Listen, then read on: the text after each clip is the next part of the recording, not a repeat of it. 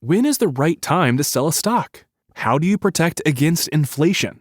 Financial decisions can be tricky, and often your own cognitive and emotional biases can lead you astray. Financial Decoder, an original podcast from Charles Schwab, can help. Join host Mark Reeby as he offers practical solutions to help overcome the cognitive and emotional biases that may affect your investing decisions. Listen at schwab.com/financial decoder. This message comes from Greenlight. Ready to start talking to your kids about financial literacy? Meet Greenlight, the debit card and money app that teaches kids and teens how to earn, save, spend wisely, and invest with your guardrails in place. With Greenlight, you can send money to kids quickly, set up chores, automate allowance, and keep an eye on your kids' spending with real-time notifications. Join millions of parents and kids building healthy financial habits together on Greenlight. Get started risk-free at greenlight.com/Wondery. Life can change in an instant. My brother-in-law died suddenly, leaving behind my sister and her 2 young kids. He didn't have life insurance, so now they're facing the unthinkable, leaving their home. After seeing what they went through, I immediately called SelectQuote to get life insurance for my family. In 15 minutes, a licensed insurance agent compared policies from highly rated carriers to find me the right coverage in my budget. I got a $500,000 policy for only $16 a month. Plus, I qualified for same-day life insurance. No medical exam was required, and I was covered by the time I hung up. Even if you have a health concern, SelectQuote agents can find you the right policy at the lowest price. And while you can't prepare emotionally for a loss, SelectQuote can give you peace of mind with life insurance. Don't wait until it's too late. Go to SelectQuote.com to get your free quote today. That's SelectQuote.com. SelectQuote.com. Details on example rate at SelectQuote.com. Hey everyone, this is a Silver Linings Handbook podcast, Patreon-only bonus episode. Hope you enjoy.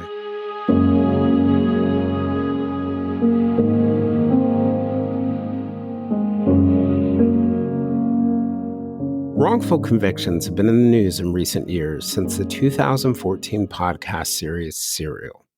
My friend Julia Cowley, the host of The Consult, recently did a series with her former FBI profiler colleagues on the murder of Scott Macklem and the conviction of Temujin Kinsu, who was almost surely wrongfully convicted. I recommend you check out their series and 2 episodes we did with Temujin's wife, Paula. Gilbert King, a former guest, is the host of Bone Valley, a podcast that explored the likely wrongful conviction of a man named Leo Schofield, who was convicted of the murder of his wife, Michelle. I recommend you check out Bone Valley and the prosecutor's podcast take on the Schofield case. At the same time, there have been other wrongful conviction claims that appear much more dubious, like the one around Adnan Syed, who was convicted of the 1999 murder of 18-year-old Hae-Min Lee. Syed's conviction was vacated, and he was released in 2022, and his conviction was reinstated earlier this year. Primarily, the Maryland Supreme Court reinstated the conviction because, they said, prosecutors who had tried to get the conviction overturned trampled on the victim's rights.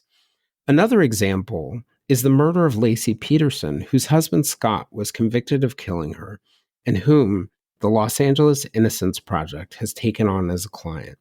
The move was so controversial that the National Innocence Project distanced itself from the case. In the background, many true crime podcasters of good conscience, particularly when they feel they are covering a case of a wrongful conviction, worry about the impact of their conclusions on the families of the victims who thought they had found closure. I have often wondered about that myself.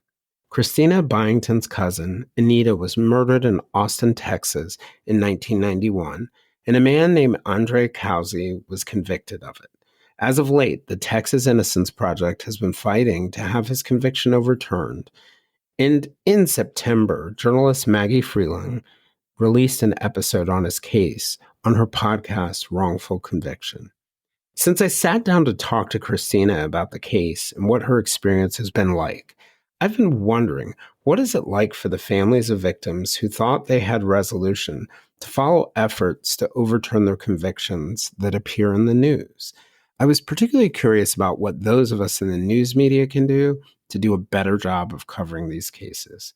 Kristina, a true crime fan herself, brings an interesting perspective. I hope you all enjoy this conversation.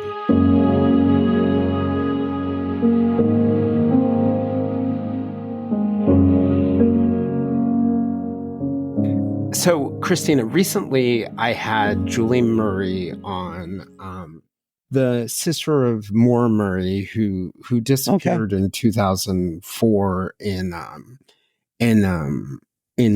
New Hampshire, and that's a still unresolved case. And one of the things that Julie talked about when she came on was, there is an opportunity for those of us who are in the news media to really be more respectful, more empathetic to victims' families, to reach out, to even use them as resources about corroborating certain things.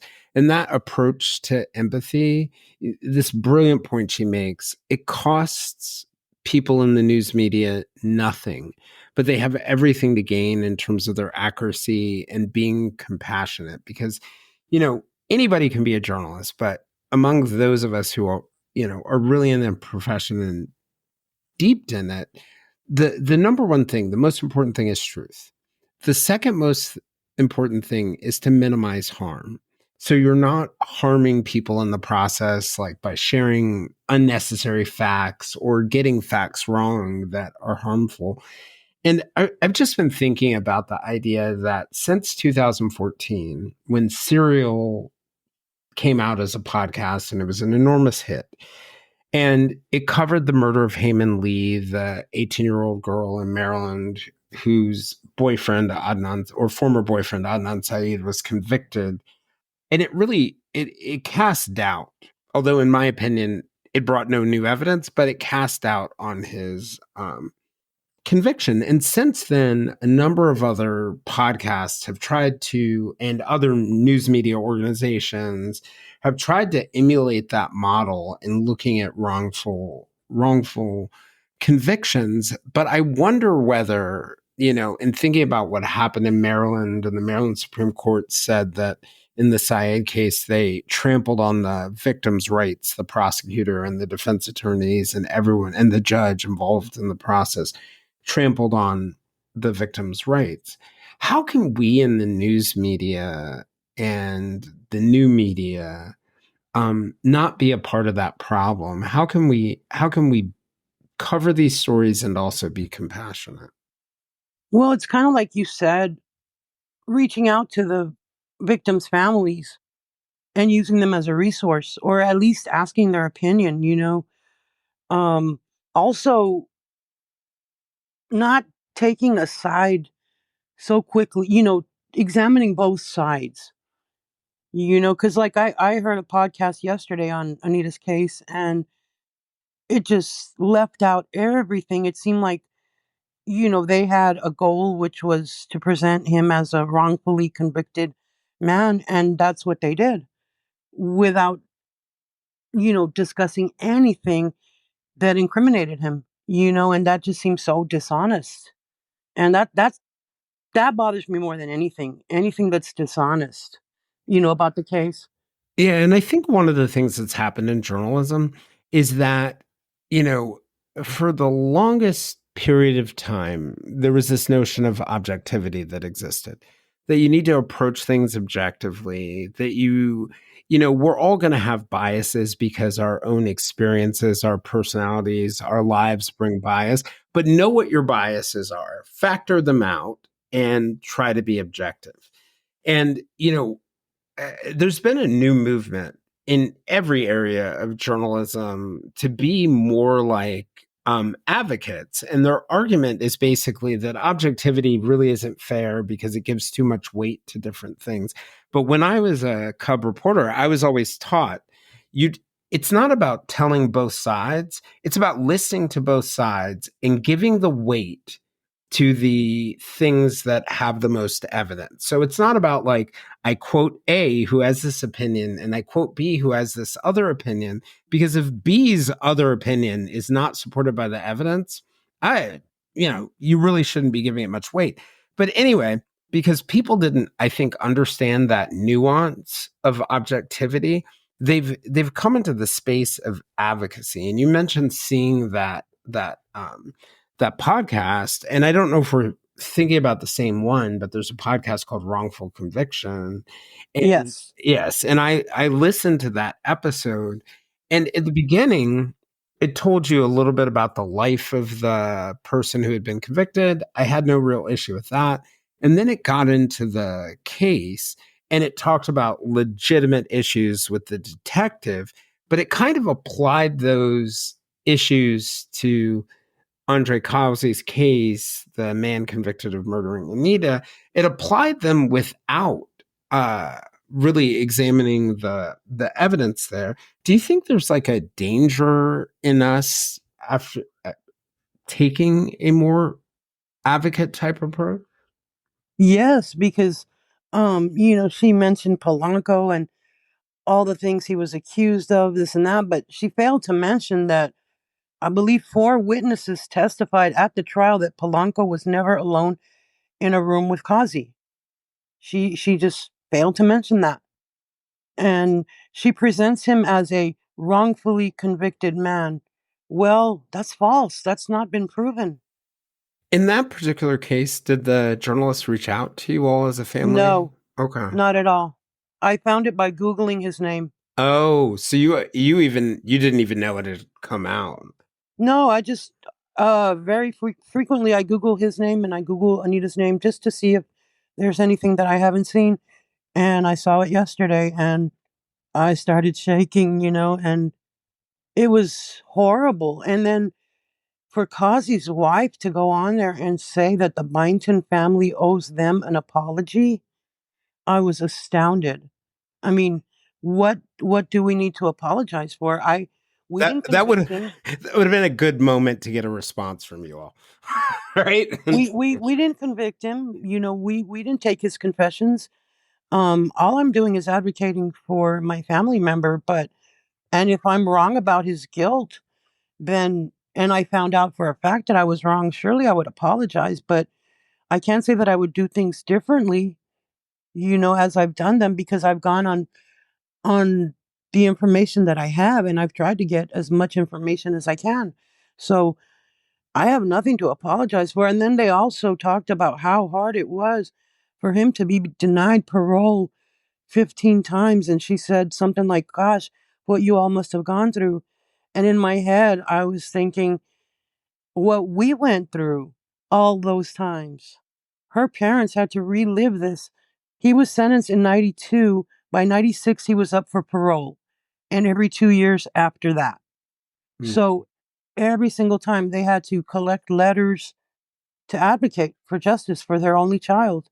So to hear them talking about how difficult it must have been for him, yeah, it was difficult for us too. Yeah.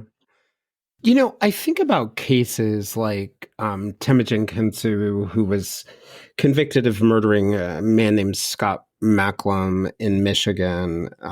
Even though there were like 11 witnesses who said he was 400 miles away, the prosecution argued theoretically, which is kind of crazy that they were allowed to argue something theoretically. He could have gotten a private plane and flown across the state to get him. Or I think about somebody like Leo Schofield, where a man named Jeremy Scott basically confessed to it, and that there's some pretty good evidence that he probably didn't commit the murder. And Gilbert King is the one, and his partner Kelsey Decker. They did that podcast on Leo Schofield that probably contributed to leading to his release. So there are obviously cases where there are people out there who are probably wrongfully convicted. But I wonder whether you believe that cases like Anita's, where there isn't really the evidence, and judges have already said there isn't enough evidence, or Adnan Syed's, where, the appeals court, not the Supreme Court, but the appeals court in between basically said there's not enough evidence if you look at their footnotes. And then Scott Peterson, who by most accounts, most people in the world, so much so that the National Innocence Project distanced itself from the LA Innocence Project on it. Do you think that some of these high-profile wrongful convictions that aren't based on enough evidence take away from the energy that could go to these that seem more solid, like these true travesties? Oh, for sure.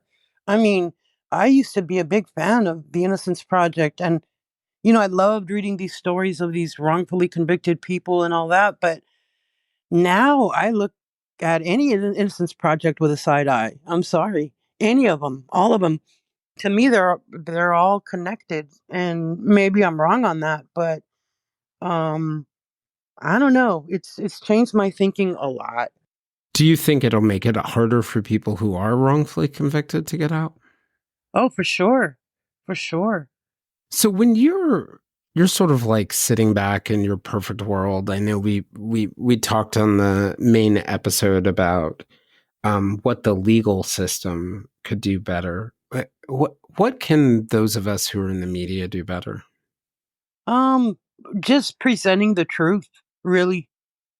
To me, the worst part is either reading an article or hearing a podcast where things are just incorrect. That's just so frustrating to have to listen to. But if you present the truth as best you can, I mean, what else can you do? Yeah, it's a good point. It's what we all strive for. Not always going to be perfect, but there are things that we can do to try and, like, reaching out to victims' families that'll make it a little bit more perfect and a little bit more compassionate. So thanks again for joining me. And Oh, thank you so appreciate much. it. I appreciate it. Of course. I'm Jason Blair, and this is a Silver Linings Handbook podcast Patreon only bonus episode. We'll see you guys all again soon.